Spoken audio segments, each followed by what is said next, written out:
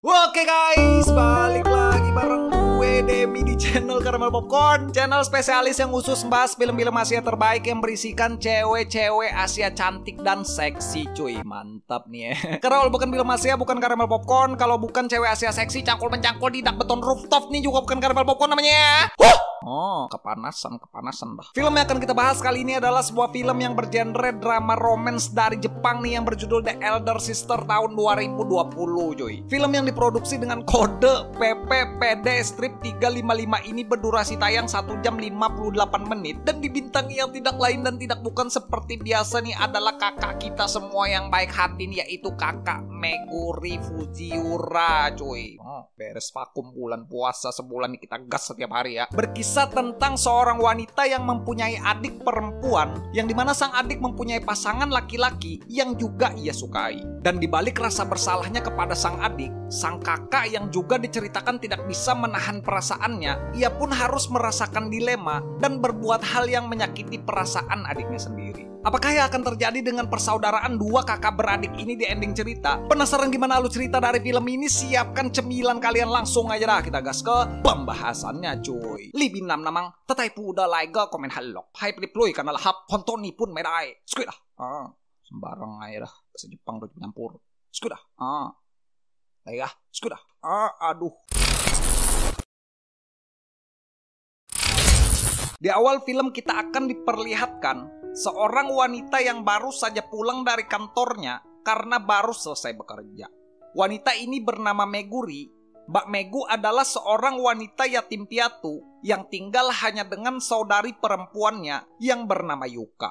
Saat Mbak Megu sampai di rumah, ia pun diherankan dengan adanya sepasang sepatu laki-laki yang tidak dikenalnya yang berada di dalam rumahnya itu. Melihat hal itu, Mbak Megu pun langsung bergegas mengecek rumah, mencari dan memanggil-manggil adik perempuannya.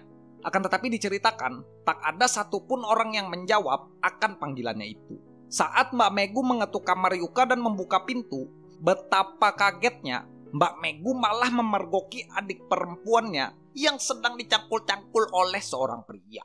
Karena sang adik masih remaja dan belum dewasa sepenuhnya, sang adik pun marah dan bilang kalau Mbak Megu tidak boleh masuk sembarangan ke kamar pribadinya. Dan setelah meminta maaf kepada sang adik, sebelum pergi, Mbak Megu malah melihat terong baterai yang tergeletak yang menjadi supporter pertandingan adiknya itu. Saat tugas mulia sang adik sudah selesai, sambil meminta maaf, Mbak Megu pun duduk bersama Yuka dan juga laki-laki yang menjadi pacar adiknya itu. Yuka diceritakan adalah seorang pelajar yang baru saja lulus dan baru melangkah ke ranah dunia pekerjaan. Yuka yang sudah tidak marah lagi dengan kakaknya, ia pun bilang kalau inilah laki-laki yang pernah ia ceritakan kepada Mbak Megu, yaitu pacarnya yang bernama Yamada Takashi. Mengetahui itu, Mbak Megu pun juga langsung meminta maaf atas kejadian barusan dan berpesan agar Yamada menjaga adik kesayangannya itu. Lalu setelah semua sudah berkenalan, Mbak Megu pun bertanya kapan dan bagaimana Yamada dan Yuka adiknya bertemu.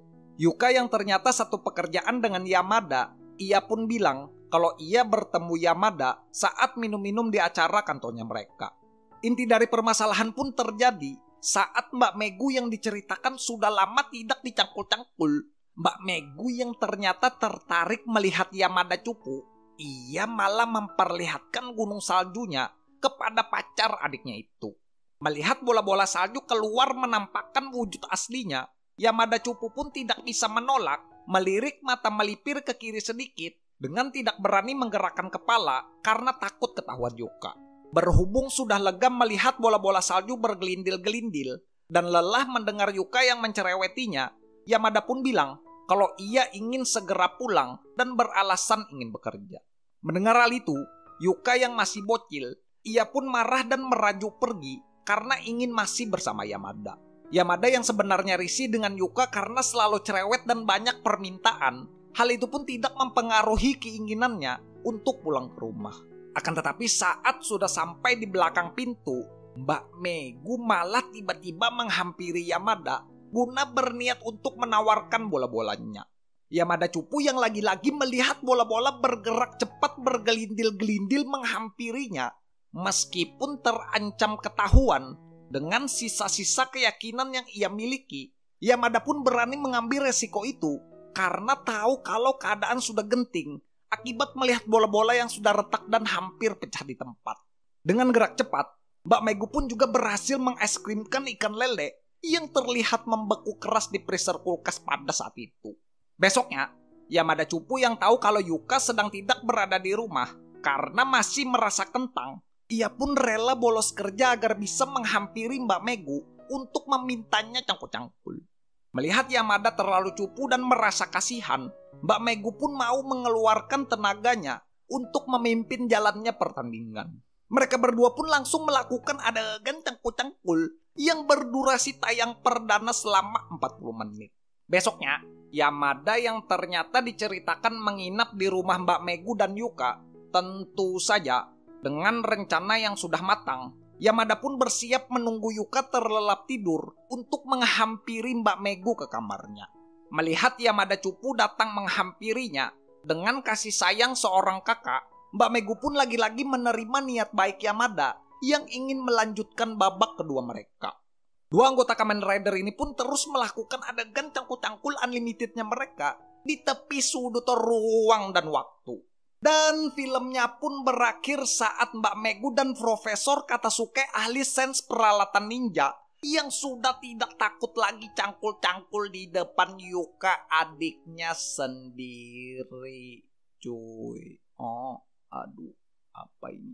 Oke guys, ya mungkin segini aja ya untuk pembahasan film Asia kali ini ya. Ini bagi kalian yang pengen nonton full movie-nya, kalian langsung aja search nonton film PPPD Strip 355 di Google Chrome cuy. Ini bingung-bingung bareng dah kita ya. Dari film ini kita bisa belajar sebuah komitmen takkan berjalan dengan baik jika yang satu setia sementara yang lainnya tidak. Kita sebagai laki-laki harusnya bisa belajar untuk menahan hawa nafsu dan berkomitmen dengan hanya satu hubungan. Apabila kita tidak bisa melakukan keduanya, maka beranilah jantan untuk mengambil keputusan mengakhiri hubungan sebelumnya dan tidak menyesal setelahnya, cuy. Seperti biasa nih, gue mau ngucapin terima kasih banyak buat kalian yang sudah nonton dan terima kasih banyak buat kalian yang sudah subscribe ke channel Caramel Popcorn cuy. Jangan lupa juga subscribe ke channel Caramel Popcorn 2ND, channel kedua kita ya, karena channel itu nanti bakalan aktif mengupload video juga, linknya ada di deskripsi cuy. Nanti kita bakalan bahas film-film Asia yang bagus-bagus lagi ya. Ya mungkin segini aja untuk video kali ini. Jangan lupa like, comment, share, dan subscribe. Gue Demis sebagai narator pamit, sampai ketemu di video selanjutnya. Thanks for watching guys, bye-bye.